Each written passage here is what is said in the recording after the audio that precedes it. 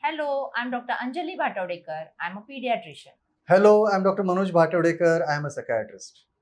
In this series on wise parenting, today we're beginning with our discussion on a favorite topic, food and food habits of children. I remember one of our professors used to tell us it is rare to find a mother who says with a smile on her face both the things, my child studies well and my child eats well. Yes, food is a topic which is so close to the hearts of all mothers, and we have received several questions from parents about their food habits. So, can we start with the first one? Thank you, Varsha. Yes, the question says, my 4.5-year-old child just doesn't eat. In our clinic, we do hear heartbreaking stories from parents. Parents tell us, my child just doesn't eat, and we have to coax him or her into eating, and etc. etc. We imagine the child to be emaciated, thin, and when the child actually enters the cabin, we find the child is quite plump. So, how do we account for this discrepancy, and how do we answer this question? Before I answer this question, let me tell you a story. Something which I witnessed myself a few years ago. I had gone to my friend's house for a family function, and there was a young child over there, about 4 years old, with his mother. The lunch was not yet ready, and this child started feeling hungry. So, this mother got out a package of biscuits and some chocolates from her purse and gave them to the child. The child was merrily eating them and he was very happy. Later, when the lunch was ready, the child was not hungry, obviously, because his stomach was full with all the biscuits and chocolates. So, even though his stomach was full, the mother started insisting that he must have a proper lunch. This is how they start telling us, that the child is not eating the lunch properly. But we must remember that small children have very small stomach capacities. So, if they eat tidbits between meals, it's very likely that their appetite at the time of meals will be adversely affected. So, it's very, very important that children are not offered tidbits between meals. Let them have a proper lunch or dinner, and at least 45 minutes to 1 hour before their proper meal, they should not be eating anything else. So, the appetite which they have will remain good.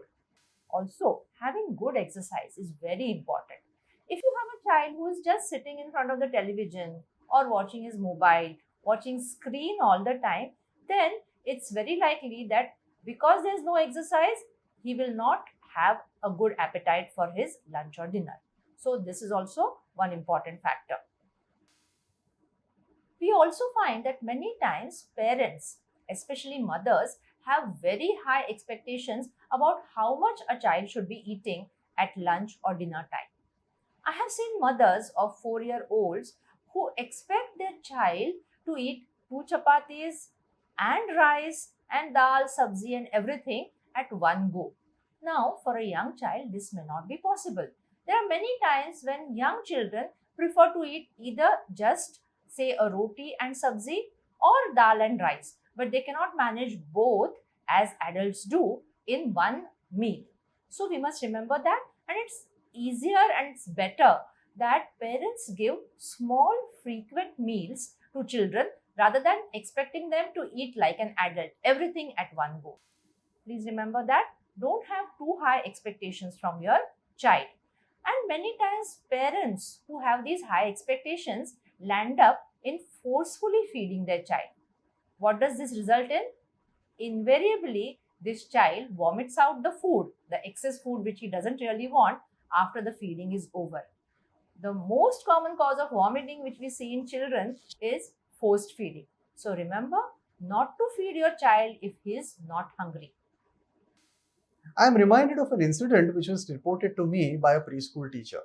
She said that invariably after every recess, they would find rotis and sabzis thrown out of the window.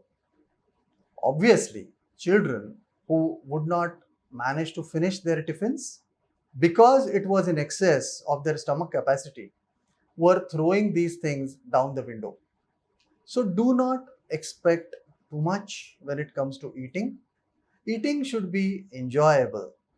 And also, please do not manipulate children into eating by showing them screens. When a mother feeds a child in front of a screen, the child doesn't come to know when to stop eating. The child doesn't know what he is eating. The child doesn't know the taste. It's just a mechanical act of eating.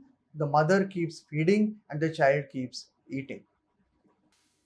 Another important thing that we need to consider here is advertisements. When we were young kids, we did not see advertisements of foods. So we used to eat the normal home cooked food merrily. What kind of advertisements are seen when it comes to foods these days? There are ads of packaged foods. Have you ever seen advertisements of rice, dal, chapati, vegetables? No. Why do packaged foods need to be advertised? They look attractive, they have a visual appeal, and children are lured into eating them. Packaged foods contain a lot of preservatives to prolong their shelf life. They also contain excess amount of fats, excess amount of sugar and salt, and obviously these things are not really good for the child's health.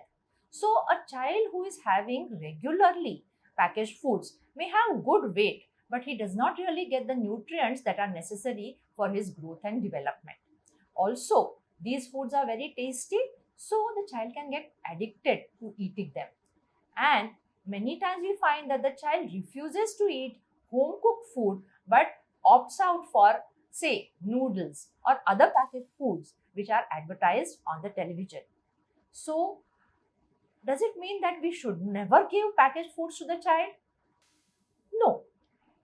If the child does not get packaged foods at all, he may feel deprived. So, once in a while, it's okay to give this child whatever he likes, but that once in a while should not happen very often. It may be, say, once in 15 days or once in a month. That's all right. We will be talking more about food and food habits in our next sessions.